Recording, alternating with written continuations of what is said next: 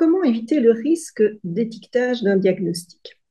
Alors ça, c'est une question vraiment très importante parce que je pense que nous tous, nous partageons cette préoccupation de faire en sorte qu'un enfant ne reçoive pas une étiquette qui va l'accompagner, qui va le définir et qui va quelque part appauvrir les représentations que nous avons de lui, qu'il se fait de lui-même, et va d'une certaine manière entraver son développement, ce qui est quand même le comble pour un diagnostic. Un diagnostic, c'est fait pour aider, c'est fait pour permettre d'évoluer. Si ça nous freine, alors vraiment, on va à la traverse de notre démarche de départ.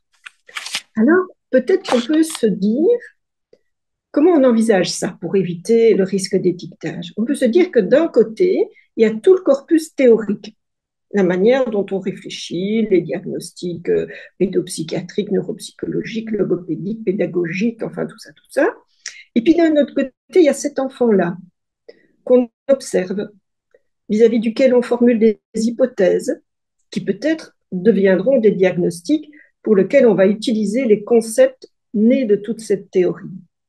Mais entre les deux, il y a tout un espace. C'est comment cette théorie, elle va se particulariser pour pouvoir parler de cet enfant-là. Parce que si on regarde, par exemple, les troubles du spectre autistique, eh bien, regardez un peu ce qu'il y a, par exemple, dans le manuel DSM-5.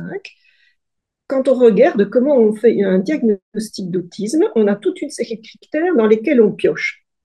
Et puis, les enfants, ils n'ont pas tous les critères. Ils en ont certains et pas d'autres.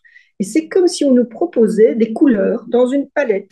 Et puis après, nous, avec toutes ces couleurs qu'on a choisies, ah ben, ce critère-là, j'ai du bleu, et puis ce critère-là, il n'a pas, ah ben, j'ai pas du vert, et ainsi de suite. Eh bien, on va faire un tableau qui sera celui de cet enfant-là.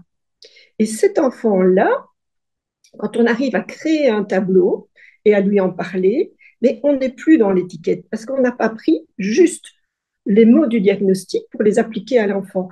On a complexifié la question, on a tissé entre nos observations de l'enfant et les textes de théorie. Et si on remplit bien cet espace-là, on n'est pas dans l'étiquetage. On est dans le fait de parler d'un enfant, de celui-là, qui nous préoccupe et qui sera unique, pour lesquels toutes les couleurs de la palette diagnostique vont former un tableau qui lui est propre.